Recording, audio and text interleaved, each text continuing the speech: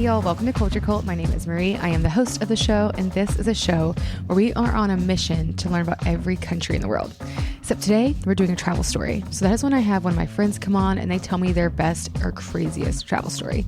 Today is my friend Kelly.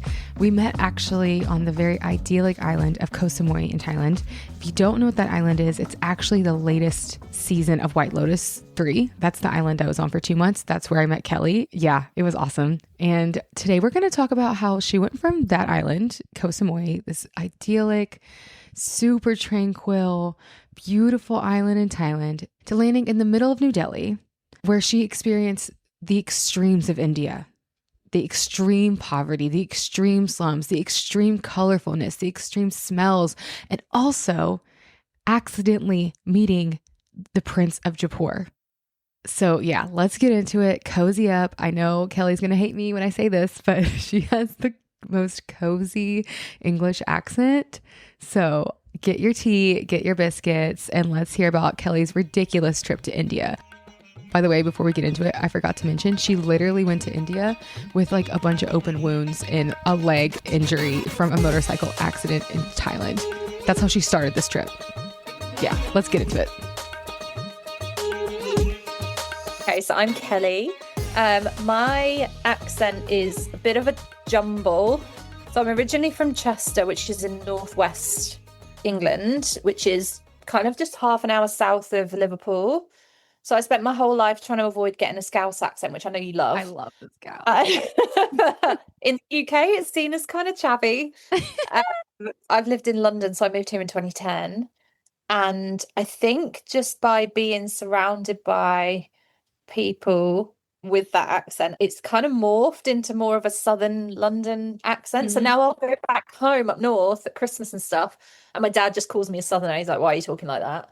But then if I spend more than like a few days with them, I start picking up on some of the phrases. Also, if I have a few drinks, I go more northern. Okay, so what's like one of the phrases, like a northern phrase? Oh God, I don't know. It's more the way I'll say things. I say that sound more northern. So if like the word London, right? Mm-hmm. I'm saying London to you, but if I was up north, I'd say London, like London. I'm going to London. I love London. northern. I'm like I'm like northern over southern all day. Like when it comes to I am as well. Yeah, I am as well. I love your accent so much. Like it's very I've heard lots of British accents now, and it's definitely my favorite. Like it's you just want to get tea with you, you know? You always say this, like, let's have a cup of tea with Kelly, but I don't speak like that. And I don't even fucking drink tea, honestly.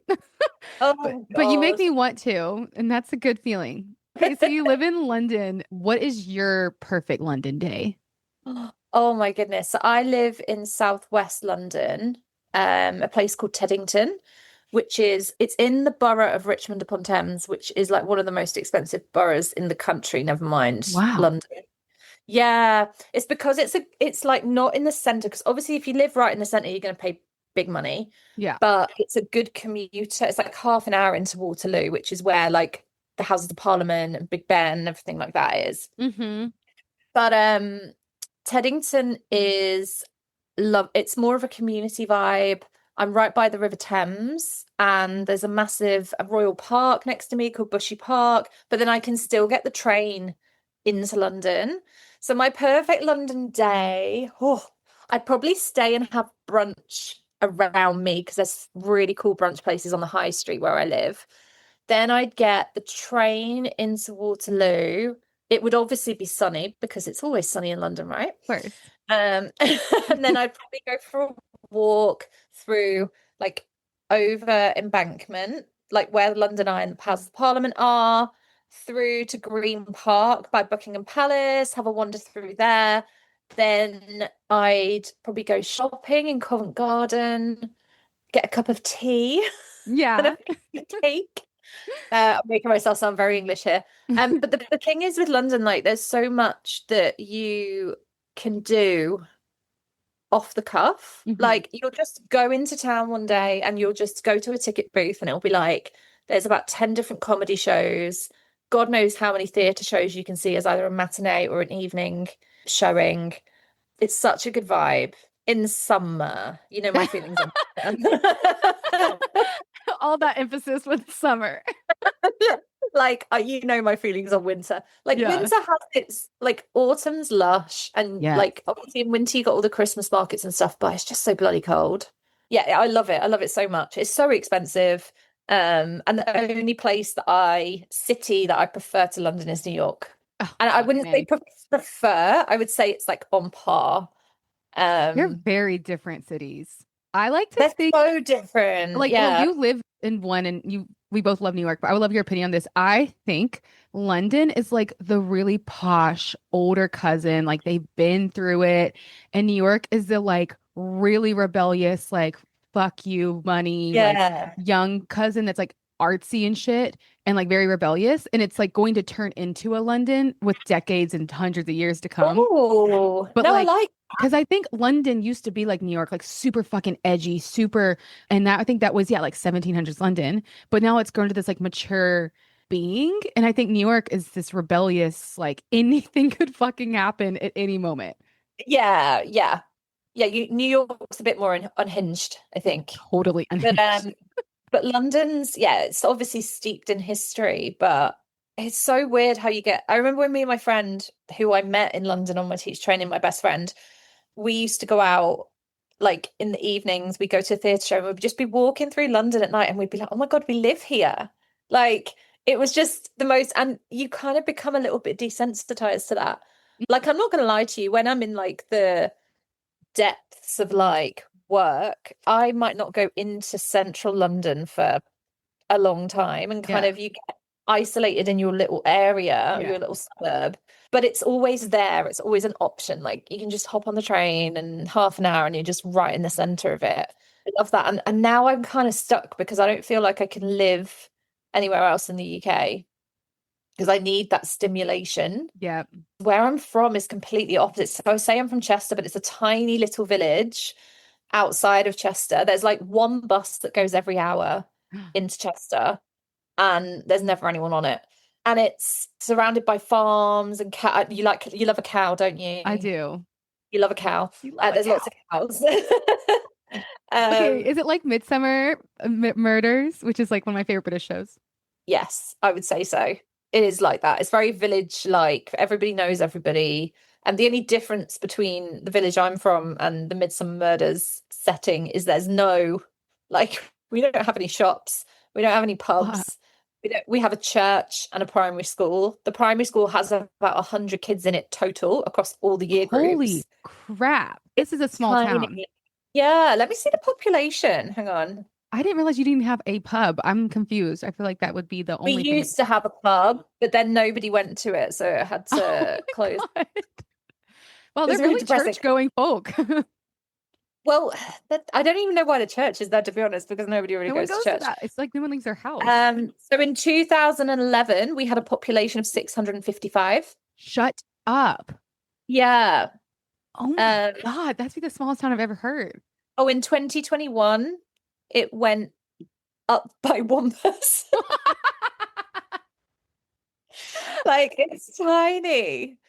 Well, it's actually down one person because you don't fucking live there. So we're back to the same It's number. me. Yeah. So like there's maybe like 10 roads there. Like it's tiny, tiny, tiny. A lot of farmer types up there. So like they have a young farmer's ball every year. Oh my God. Um I never got into the farming crowd. And like everyone goes to horse riding lessons. Again, I horses scare the crap out of me, so I never did that.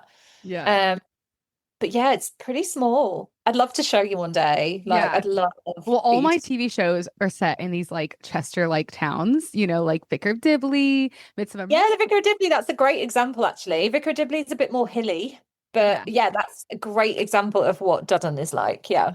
Wow. Oh, so I like those are my like comfort shows that I put on because it's so like cozy. Except for like Midsummer Murders has some fucked up murders and someone's being murdered every other minute. I'm like, why do y'all live in this town? Like, how No. is there still survivors? Like, there's 7 seasons and 12 people are being murdered an episode. I highly recommend. It's so good. Seen a few. I need to get you into Only Fools and Horses. This is the one I've been telling you about. So that one's set in East London, like old school East London, like in the 60s.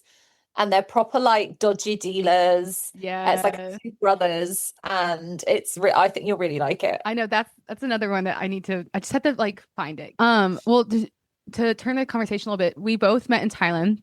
We met at Koh Samui, an island that White Lotus was actually filmed on, which is fucking crazy. Yes, I've Um, actually started watching that now. It's yeah, really good. I love it. yeah. I feel like I'm kind of sad that they made it at Koh Samui because I'm like, that's such a special island. But so like, how long did you travel for? So I was away from the beginning of September last year until the beginning of April this year. So 7 months. Yeah, same. I was Yeah, gone about like not the four same as months. you. Yeah. Yeah. And like, I'm just curious, like, how has it been like going from that lifestyle of like jumping countries Oh, and meeting people every other day, and then, going back to where you came from, into oh, like a world where people it's lived the 9 to 5 life? when I first came back, I was walking down the high street where I live, and I felt like I was in some sort of like musical movie where I was like, the sun was shining, and I was walking down, and everyone was going, "Oh, hi, Kelly, hi, Kelly." I Yeah. like went into my local cafe. I walked in, and they were like, "Oh, you're back," and I was just like, "Yeah," and it was just so lovely. And then where are we now? August. So, like, say 4 months down the line, I am getting the itch again Yeah. to travel. I wouldn't say in the same way. I think I learned a lot when I was traveling about what my limit is, because that's the Yeah. longest I've ever traveled before. And I did get homesick, which is unheard of for me. And I love traveling, but I just don't think I would do it in the same way again.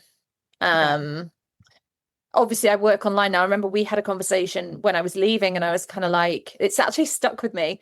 And I said, "Oh, I feel like, I'm letting myself down. I'm not doing what I planned to do. I'm leaving earlier than planned." And you said that it's a lifestyle. The whole point of being a digital nomad is that you can do this. You can call it quits when you want to call it quits. You can go home. You can be wherever you want to be. And that really stuck with me. But I do Koh Samui. Oh my God. I loved Koh Samui. It was my favorite place out of everywhere I went. Yeah. Um, yeah, it's just so laid back, so relaxed. And it is quite scary how quickly, when you get home, you fall into the things that you tried to avoid when you were traveling. Like I don't what? know, like mindsets, like the grafting, the not taking time for yourself. I feel like when you're in a different environment, right, you make the time. You're like, "Oh, I want to go and see this restaurant, or I want to go and Mm, see this place and this place." So you kind of carve it into your week. Whereas when you're at home, you're kind of like, I don't know. you're in your comfort zone. Yeah, that's it. And then there's good and bad points about that. It's good because it's comforting, it's familiar. I missed all my friends so much. Hmm. Uh, and it's been so great hanging out with them. And it made me appreciate them more as well. Like, Hmm. obviously, I was lucky to meet you, but I don't know about you, but other people that I met, it felt very, it always feels very intense when you meet people when you're traveling, because you like hear their life story within like 3 days, Yeah. and then they're gone. And you're kind of Yeah, like, that's it, what I've been struggling yeah, with. I'm trying to make my way back to California or to move to New York to like have a yeah. home again. But like that's what I've been struggling with is you meet the friendships you make in travel are 10 times as intense because like you Mhm. only have limited time and then they disappear and you're like, wait, but then you might meet up again in another country and it starts again. Like we did, yeah. But like it's just very trippy. And I realized like how important roots are for me. And like I love getting to know people so deeply and like being in their I'm the lives. And same. like that's something I'm still gonna be traveling for the next year, but that's something I can't wait to like be back in roots and like I just know people, I know everything and like they know everything about me. And like it's just like we're almost Yeah. tired of each other. Like I want that, Mm. you I know? also think I found like when I was, because my work picked up when I started in Koh Samui in September, I was working 3 days a week. By the time I got to Hoi An, when I left, I was like 5 days a week, and I was working on a UK time zone, and I was getting stressed. And I feel like when you're stressed, you just need those home comforts, for me anyway. Yeah. Yeah, I was missing people, and it was the right time, I think. And I don't regret it. Obviously, I had regrets at the time, Yeah. as you had to listen to, but yeah, it's been great, and it's definitely given me a new appreciation for home, I think. Yeah. Yeah. It's like Yeah, travel just like it isn't always just like about the highs. It's like also shows you things that you need in your life, you know. yeah, for Um, sure. I just did all that trip and then like I come here, recording this in Alabama and like nothing changes ever here. And just like people don't even know the countries I've been to where they have something very off. kilter to say about it. And it just makes me feel like it didn't even happen. Like, I don't know. It's very trippy. I did the whole world and then I go back to the place where like the world is tiny, like people's minds are tiny. I remember you telling me this. Yeah. I think London is more open-minded. I think I get that when I go back up north to my Yeah. tiny village that nobody leaves. And I guess that's the same with you in Alabama. It's Like just like people I feel like don't I have to leave. suppress it myself and suppress my story because people Mm, have all these comments and like I'm saying I'm going to Mexico next and like I never hear one positive thing come out of people's mouths because everyone's so fucking racist. And I'm just like, okay, you know, I'll just yeah. keep it to myself. Like y'all, I can't educate everyone all the time. No, and I think, yeah, I remember we had this conversation. I think if I'd have gone back to my parents, I'd have been feeling very much the same. It is like a different, it's just they're on a different planet, hey? But you know what? I did meet this girl yesterday at my mom's doctor's office, and she was like, yeah, definitely from a small town, but she was like, oh my God, that's so good for you. She was like, da da da. And I was like, thank you. Like, that was refreshing to hear instead of like, well, why would you go there? Or That what you why get? wouldn't you live here? You know? And it's just, and I was like, Wow. wow, okay. Like, that was refreshing to hear and not hear judgment. But anyways, it's very trippy to go from like, your whole world opening but like London is I think the most multicultural city in the world, so it's you're like Also, in yeah. yeah, like you could to go back to that, which is so nice. Hey, y'all, just want to pause you right here. If you have enjoyed this episode and if you love me in general, if you can leave me a Apple review, literally it takes 2 seconds, but guys, it helps the podcast so much. Also, it helps me feel like I'm not just talking to a wall because sometimes it feels like I am. But in general, for real, if you like the podcast, if you want to share it with someone or at least leave an Apple review, that would really mean the world to me. Okay, now let's get into Kelly's travel story about India and how the hell she ended up meeting the royal family. Yeah, so the Indian royal family is the most overwhelming country I've ever been to, and I have so many mixed feelings about it. But I remember, bear in mind, I've come from this like idyllic island life, slow, quiet. I land at Delhi airport. I was so naive. And I've traveled all over the world by myself. I'm pretty confident. But I walked out of the airport with my case, and all I could hear was beeping. And in my head I was like, oh, there must have been like somebody's broken down and they're trying to get past them. No, that's what it's like. Morning till night, like all through the night. And I was just like, okay, I got this, I got this. All you got to do is get in a cab and get to the hotel. So the tour guide just sent me the hotel details. I was like, I got this. I know how to use Uber. It's all good. But it was just the most chaotic. Like there was no pickup zone for the Ubers. You just had to kind of figure it out. And oh my God, I remember this one guy at one point. I was walking from one side of the airport to where I thought that Uber was going to pick me up. And I was just stood waiting to cross the road at the airport. So this isn't even like a main street. And I just stood there staring for a while. And in the end, he came up to me and he just gently pulled my arm, like guided me across the road. And I was like, thank you. Like, It's just to like leave the one road from the airport. yeah, it was insane. And then I ended up getting luckily, like the tour wasn't cheap. And at the time I was a bit like, oh, but we did stay in some really nice hotels. So yeah, the hotel was lovely. The girls were lovely that I traveled with. They were mostly Irish because the tour guide's like one of these influencers and she's Irish. So she had a big Irish following. And yeah, I'm just so glad I did it as part of a tour. So it was during Diwali, which made it extra busy. Although she did say like this is pretty much what it's like all the time. But obviously Diwali made it slightly busier. We started in Delhi. We did a lot of like wandering around the markets, trips in tuk-tuks, things like that. Um, and then we went to Agra to see the Taj Mahal, which is honest to God, like go to India just for the Taj Mahal. Like if anything, if you don't like busyness and you know the culture and all of that, like the Taj Mahal is like crazy good. Like I Wow. welled up. And Yeah. it's weird because it's always been on my bucket list, but I've never really thought about it much. And Yeah. I saw it as I was walking up to it, and it looked like a painting. It didn't look Wow. real from a distance. And yeah, I got really emotional, and I was like, "Get a grip." I wonder if it's that emotional because like the place is so chaotic that it's like the only serenity, place of calm and like it's just gorgeous and Yeah, the whole because but the whole country is very wild, you know? that actually that's a very good point that I hadn't thought of. So like we got there. We had to get there for like 4:30 in the morning if you want any chance of getting a photo in front of it, because it's just crazy. And yeah, the sun was rising. It was like serene, like you said. And then by the time we left, it was crazy busy. And we were like celebrities in India because we were white. So like they see a white person who looks like a tourist and they ask for a selfie, like everybody. And the tour guide was like, don't say yes, because if you say yes and people walk past and see that you're saying yes, like it will never end. Oh my gosh. And that did happen with a couple of the girls, especially because we were wearing saris to the Taj Mahal, which I wasn't sure whether it was like cultural appropriation. I was a bit Yeah. like, oh, but then there was like somebody from India who like took us around the Taj Mahal who was like, they absolutely love it. Like Oh, they, you're like, and that's what that made it worse though, because we're walking around Taj Mahal and they're like, oh, look at all the cute white people in their saris. Like it was, yeah. But they're beautiful. The people are so lovely, but there's like a dark side to it as well. So like when we were in Delhi, we're walking down one of the main streets and there's this like tightrope walker, and it's just like set up literally like two sticks and a piece of rope, two adults at either end, and there's a child tightrope walking. So I was like, oh my God, how unusual. So I went to get my camera out and then I looked at this girl and I looked at her eyes oh, and I turned to the girl next to me who I was on tour with and I was like, oh my God, she was clearly drugged up to the fucking eyeballs. what?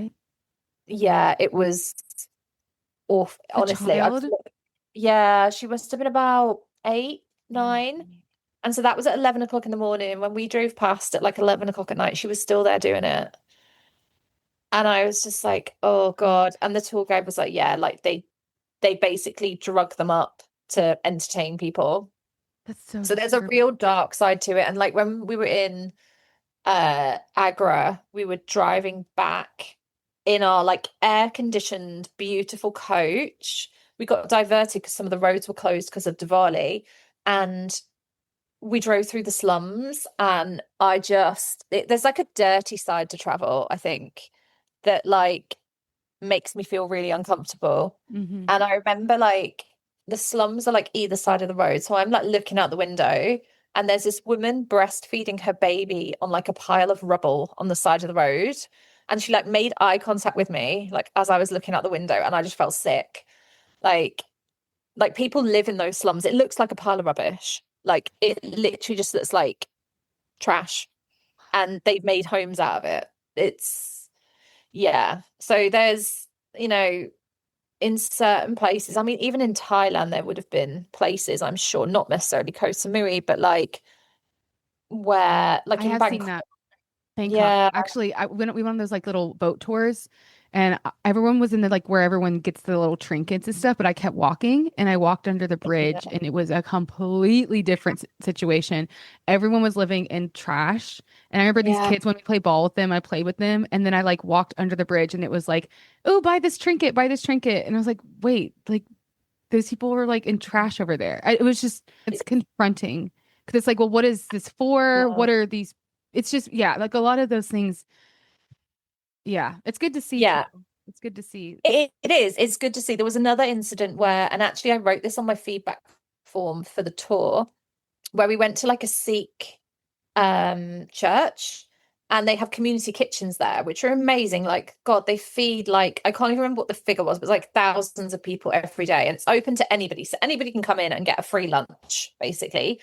So we went and had a look round and we like helped making the little patties, which was quite fun. And then as we walk past, there's like this big iron gate and people are like pressed up against this gate like we and to get into this community kitchen. And the guy was like, "Oh, now we serve you lunch." And I was like, Wait, what? "Wait, what?" Like I was like, "No, no, like it's fine." But part of the tour was that we have this lunch in this community kitchen. So we like sat on the floor, like because it's just you sit in lines on the floor in like the main bit of the, I don't know what they call them, not a church, but you know what I mean. And yeah, we got served our food before everybody else. And then Uh, everybody else came in. And I just felt so, and the other girls did as well. I just felt so uncomfortable. I was like, take us to see it. Let us help out in making the lunches, but like we can go and buy our own food. Like yeah, we like especially as we went in first, like we didn't queue up with everybody else. We just skipped the queue. Like that is white privilege. Like, Yeah. and Yeah. yeah, so we all wrote that on our feedback form. Like, really good experience, really good to see it, but we're not eating the food. Like, yeah, I think that was really badly um managed. Yeah. It's like tourists above it Um, before their own people. exactly. And these people genuinely, like, that could be the only meal they have in a day. Oh, Like, I didn't like it. wow. And I think a lot of tour groups do that. I think that's quite a thing to do. Yeah. But then, so we did the Golden Triangle. So we did Delhi, Agra, and I think you say it Jaipur or Jaipur. Jaipur. Yeah. Jaipur. I don't know. That was where we had the Diwali celebrations. So, like, we're in this lush hotel. There's lights everywhere. Like, we went to visit the Royal Palace, and they've got like individual tea light candles on the floor, like lines, rows and rows of them, Wow. like crazy. And in the hotel, they were like, "Oh, we're having a service, like a Diwali kind of service in the evening with like dinner included and everything else. And the Indian royal family are coming." And I was like, being from the UK, I was like, I'm sorry, what? Like the Indian royal family. It's like Kate and William just like walking in to have dinner with you. I was like, what?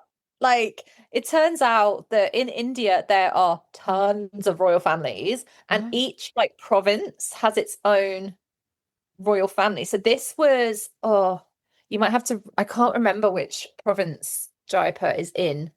Yeah, Rajasthan. So each one has like its own royal family, and because they're Indian families, there's like they're huge. They're huge. So I don't actually know how prolific the people that were there, but they were like prince and princesses. So it was like a mum, dad, and their son, and the son was really hot. That was the prince. His wife, so like their daughter-in-law. And we did this whole like service thing where like, and we were the only white group there. Everyone else was like locals that have traveled to Jaipur for Diwali. Well, he There was is no hot. like they were tourists, but they were like from India, if that makes sense. Wait, I'm looking at the picture of the guy. Is this like a movie star? Hang on. 19-year-old prince from Japan. Well, he's 19. Maybe I should stop saying that. Oh, it's older than 19. Well, maybe that was just an old article, but this guy is like, Yeah, he was you, smoking. oh my God, Yeah. this could have been a love story, or maybe it is. I don't know. I mean, he already had his missus with him, so I don't know what the laws are over there. Let's not mess with that. Wait, Let's continue. not. Sorry. I wanted to look at a picture. I just typed in Prince of Right. Jaipur if anyone is interested to find him. He is smoking. Okay. I'm like, sorry, I'm seeing more pictures of him. I'm like, good God. Okay, let's pause real quick to talk about this guy that she met when she was to talk about the prince that she met. Because when she first explained this story, I was like, yeah, whatever. They're probably like not that royal or not that rich. Okay, so I found a article about Mr. Padman Singh. Yeah, let's not repeat his name again. But the Prince of Jaipur. It says, from polo with Princes William and Harry to backpacking in Brazil, this is the rich, varied life of the Prince of Jaipur. Guys, he is so fine. I know I've said that like 8 times, but he looks like Aladdin. I'm going to leave his Instagram for y'all to like actually check this out while I'm talking about him. So I want to read a little bit about his article. He said he might live in Jaipur City Palace and control a fortune of more than 700 million US dollars. But this distinctly millennial Indian royal also crashes on friends' couches when traveling and prefers hanging out with horses over glitzy balls. Wow, he sounds like such a cool dude. The Singh family controls the royal fortune, which has an estimated net worth between 697 million and 855 million US dollars. They live in the city palace of Jaipur. I'm also going to leave a link to the architectural digest that actually did excerpt actually on the palace that he lives in. It's so beautiful. They're like currently repainting it, and oh my gosh, India just looks so gorgeous and confusing. Bit of a confusing place considering all the disparity between this guy, the 700 million royal family, in the slums that are probably only a mile away.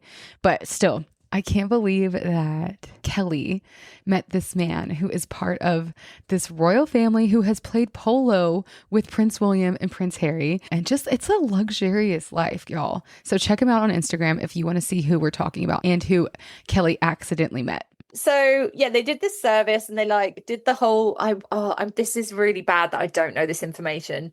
But bear in mind that I had been bedridden with a stomach bug because everybody gets deli belly in India, and this was my turn. So I was like, I was on struggle street trying to get through this thing.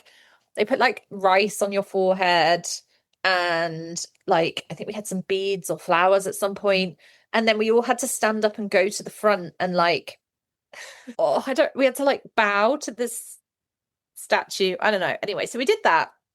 We're all stubborn, and then as the like resident tourists in the hotel, all of a sudden there were all these cameras everywhere. And I was like, this is weird. And there's like a massive spotlight over us.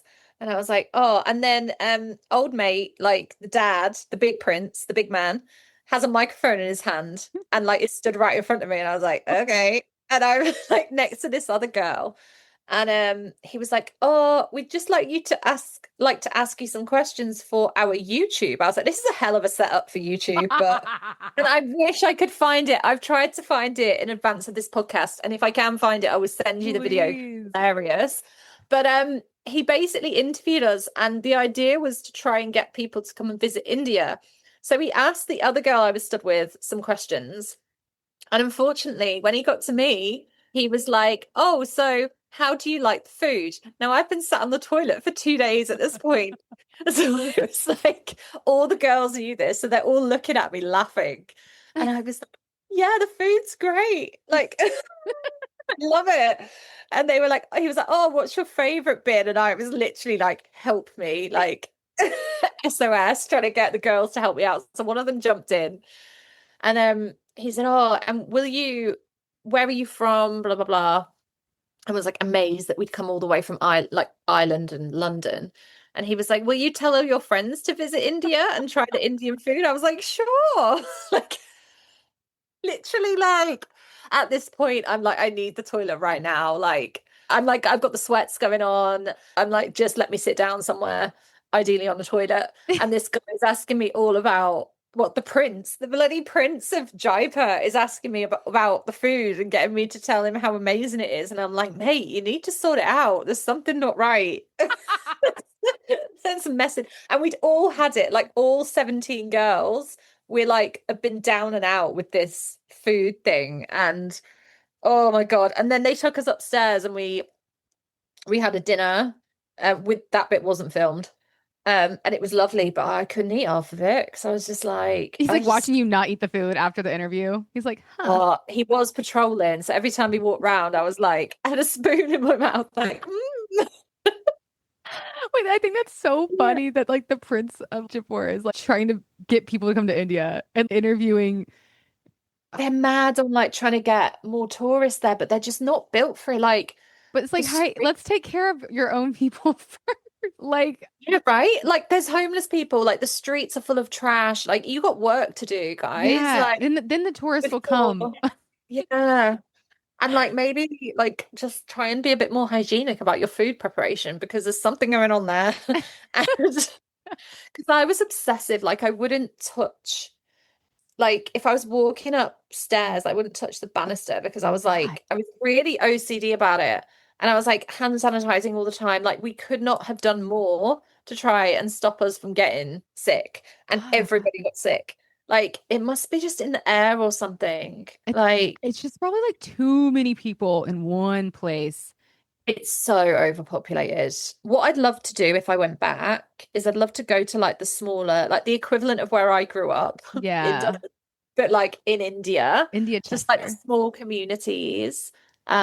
Because it was the most, I could still hear beeping for like a week afterwards in my sleep.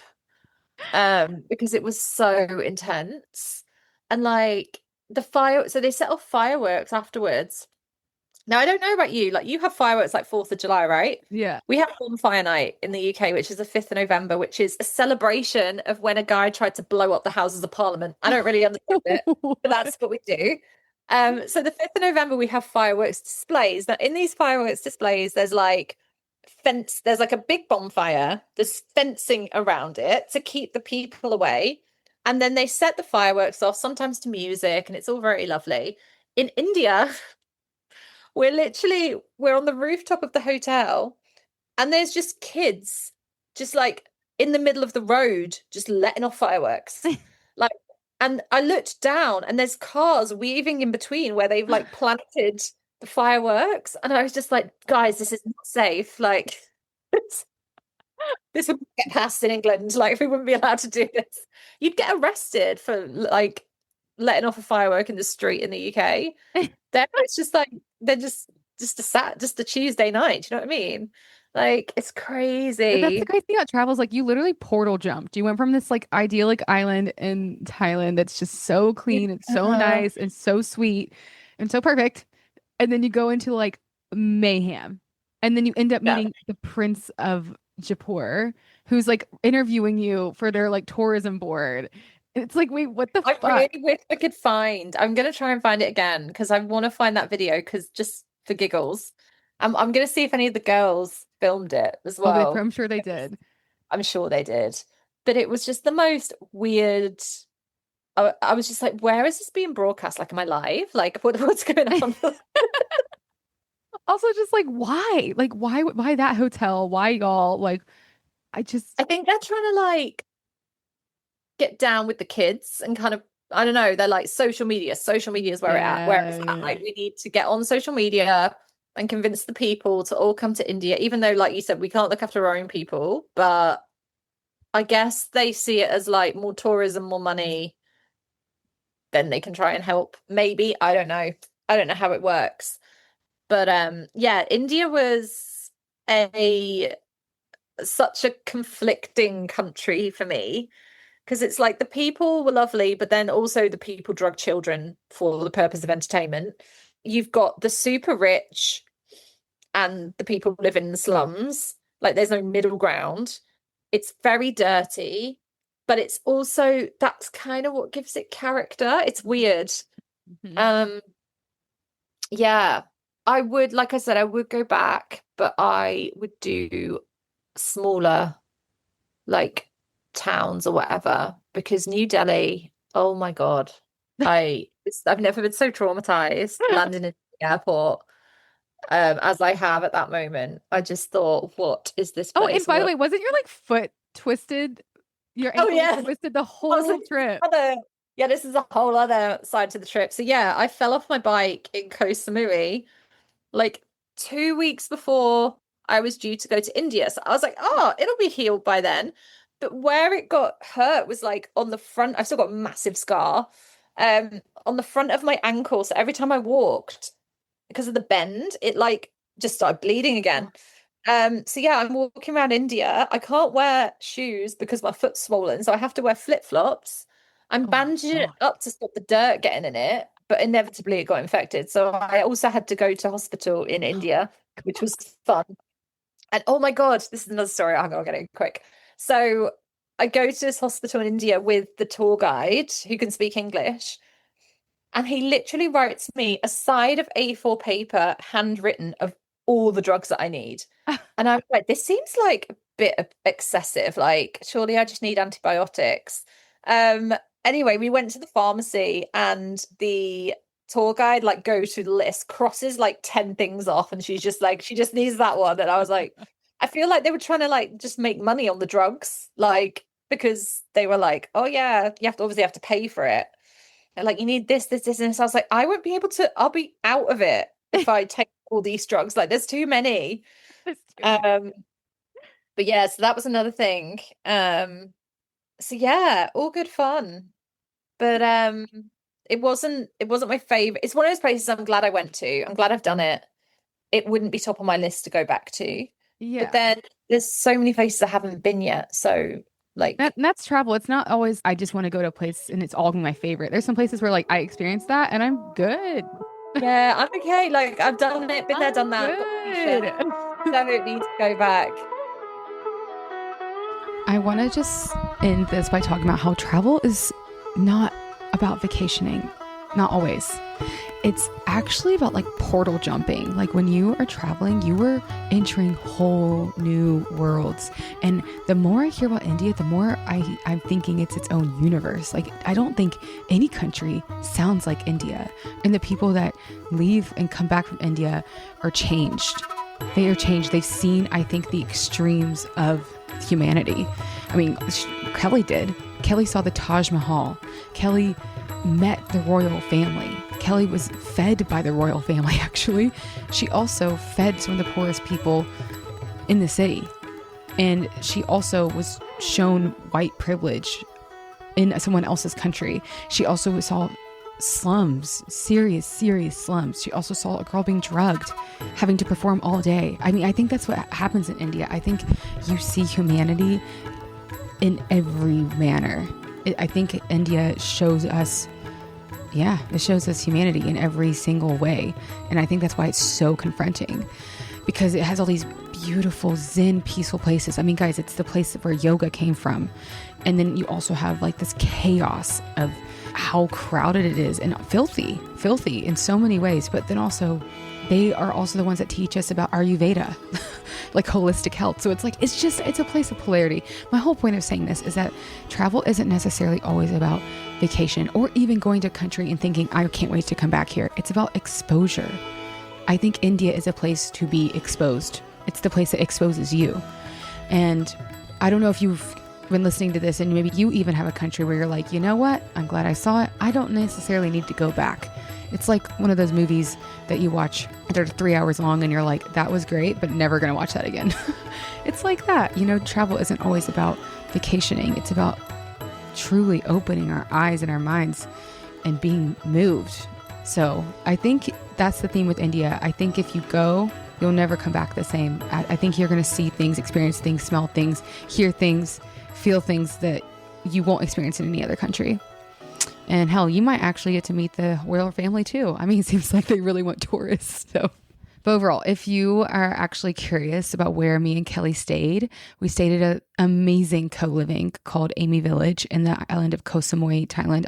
Actually, hit me up on Instagram, because if you try to rent online, you'll get a different price. But if you connect with me, I'll connect you with William, the owner, and he will give you like the local rate. You can message me if you actually want to stay at Amy Village. My Instagram is @CultureCultShow. Message me, tell me that you want to be put in touch with William from Amy Village so you can have an incredible time on the island of Koh Samui. I actually did a whole episode about it probably like 4 or 5 episodes ago. If you want to hear more about the island and more about Amy Village, essentially you have your own home and it's on stilts and most of them have porches, and you all share a pool, a cafe, a co-working space, and you're like maybe a mile from the beach. I mean, you're close to 2 markets. It's just this most special place. And I miss it like every day. So again, if you actually want to experience what me and Kelly experienced on the island of Koh Samui, go ahead and message me on Instagram @CultureCultShow, and I'll put you in touch with William and Sunny. That is his wife. To end, I want to think, what country are we thinking this month? Should I actually think a city? Why don't we think a city? Who is our biggest city recently? Okay. Our most recent city listening is Austin, Texas. Wow, I love that. I fucking love Austin. If you're like listening in the world and you don't know what Austin's about, it's like the place, if you love nature, you love live music, you love good barbecue, you love good Mexican food, Tex-Mex really. It's just a great, creative, fun place where you can like be funky and fun, but also go on really great hikes, and you can like go and kayak on the river. It's not what you think of Texas. It's a really great place to visit in Texas. So I'm really honored that Austin is listening. I love that so much. I don't know if some of y'all are friends with Sam Dunn, who I met her in Vietnam, and she's such a special friend. And she came on the first travel story of the season with Crosby to talk about our time in Vietnam. So if you're friends with Sam, tell her I say hi. I don't know. I'm just shooting the shot if you know Sam Dunn and you're listening from Austin. So in general, thank you guys so much for listening. There's so many new listeners this season, which is so exciting. And I also want to thank any of the listeners who've been with me for years. Again, y'all are the shit. I love it. You'll actually want to learn about the world, have a good time, and be less ignorant. And that's something to say in today's crazy ass world. So the next episode is the one I'm so excited to share. It's the Mary Queen of Scots episode because we're still in the Scotland series. It is one dramatic ass story. So I will see y'all in like 2 weeks. Oh, before I go, so sorry. I love Indian music, and as long as Spotify doesn't attack me for playing non-royalty free music, I'm going to play some of my favorite Indian music. The song I'm about to play is from this movie, and just you wait, give it a second, and something's wrong with you if you don't dance to it. Indian music is fantastic. That is something they absolutely have got going on. So, anywho, cheers, y'all. Enjoy some Bollywood music. सुख दुख झूठे धन भी झूठा झूठी मोह माया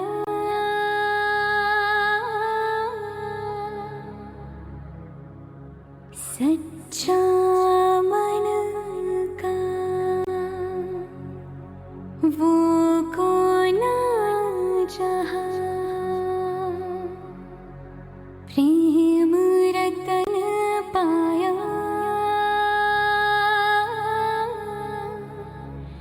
प्रेम रतन पाया